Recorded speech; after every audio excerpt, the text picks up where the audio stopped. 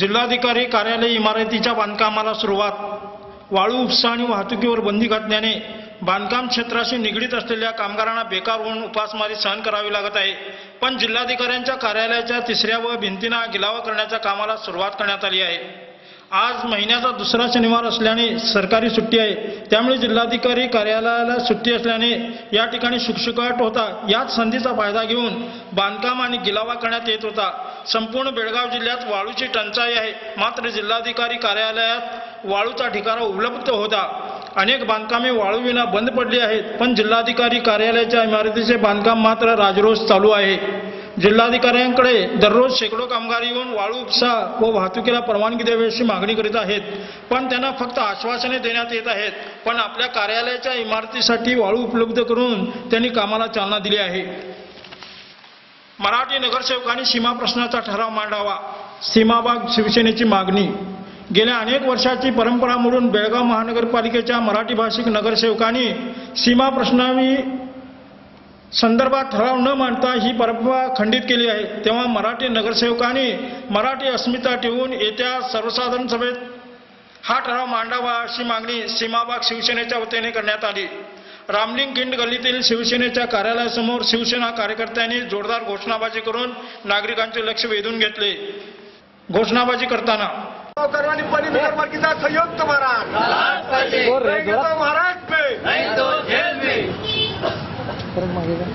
जिल्हा उपप्रमुख बंडू केरवाडकर या संदर्भात माहिती देताना जो महानगरपालिकेमध्ये आज तागायत गेली 56 वर्ष जो मराठीचा जो ठराव पास मांडत आहेत सीमा प्रश्नाचा तो मांडला गेलेला नाही आणि परंपरेला छेद न देता खरोखरच मराठीची अस्मिता राखण्यासाठी आज सर्व नगरसेवकांनी एकत्र येऊन हा ठराव पास मांडावा असं सीमाभागातले.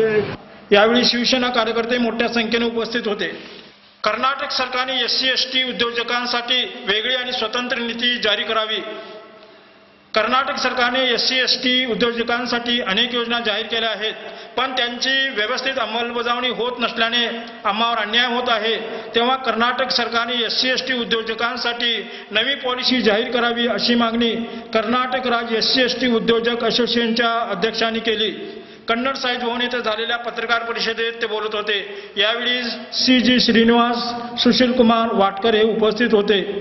2006 साली या असोसिएशनची स्थापना झाली असून SC/ST उद्योजकांसाठी नवी उद्योग नीती लागू करावी यासाठी आपले असोसिएशन प्रयत्न करीत असल्याचे असोसिएशनचे कार्याध्यक्ष CG श्रीनिवास ಮಾಹಿತಿ देताना ಈ ಇನ್ವೆಸ್ಟ್ಮೆಂಟ್ ಸಬ್ಸಿಡಿ ಪಡೆದಿರುವುದು ಕರ್ನಾಟಕ ರಾಜ್ಯದಲ್ಲಿ ಪರಿಶಿಷ್ಟ ಜಾತಿ ಮತ್ತು ಪರಿಶಿಷ್ಟ ಪಂಗಡದ ಉದ್ದಿಮೆದಾರರು ಕೇವಲ 3%. ಆಮೇಲೆ KIDBಯಲ್ಲಿ 40,000 ಎಕರೆ ಅಲಾಟ್ಮೆಂಟ್ ಮಾಡಿ ಇದುವರೆಗೂ ರಾಜ್ಯದಲ್ಲಿ KIDB ಅನ್ನೋ ಸಂಸ್ಥೆ ಇದೆ. ಇದರಲ್ಲಿ 40,000 ಎಕರೆ ಅಕ್ವೈರ್ ಮಾಡಿ ದಲಿತರಿಗೆ ಶೆಡ್ಯೂಲ್ ಕ್ಯಾಸ್ಟ್ ಸರ್ಟಿಫಿಕೇಟ್ ಎಂಟರ್ಪ್ರೈನರ್ಗೆ ಬರೀ 300 ಎಕರೆ ಮಾತ್ರ ಮಾಡಿದ್ದಾರೆ. KSSIDCಯಲ್ಲಿ ಮಳಿಗೆ ಮತ್ತು ನಿವೇಶನ ಹಂಚಿಕೆಗಳಲ್ಲಿ ಈ ಜನಾಂಗದವರಿಗೆ ಹೆಚ್ಚು ಒತ್ತು ಕೊಡ್ತಾ ಇಲ್ಲ. ಅಲ್ಲಿ 6% ಮಾತ್ರ ಕೊಟ್ಟಿದೆ. ದಲಿತರು ಸಾಮಾನ್ಯವಾಗಿ ಆರ್ಥಿಕವಾಗಿ ಸಬಲರಾಗಬೇಕು ಅಂದರೆ ಸರ್ಕಾರದ ನೀತಿ ನಿಯಮಗಳಲ್ಲಿ ಬದಲಾವಣೆ ಆಗಬೇಕು. ಇವರಿಗೆ ಸುಲಲಿತವಾಗಿ ಆರ್ಥಿಕ ಟರ್ಮ್ ಲೋನ್ ಆಗಲಿ, ವರ್ಕಿಂಗ್ ಕ್ಯಾಪಿಟಲ್ ಆಗಲಿ, ಮಾರ್ಕೆಟಿಂಗ್ ಅಸಿಸ್ಟೆನ್ಸ್ ಆಗಲಿ, ಆಮೇಲೆ ಯೋಜನಾ ವರದಿ ತಯಾರಿಸುವ ಒಂದು ಘಟ್ಟದಲ್ಲಿ ಸುಲಭವಾಗಿ ಈ ಜನಾಂಗದವರಿಗೆ ಸಿಗುವಂತಾಗಬೇಕು ಸವಲತ್ತುಗಳು.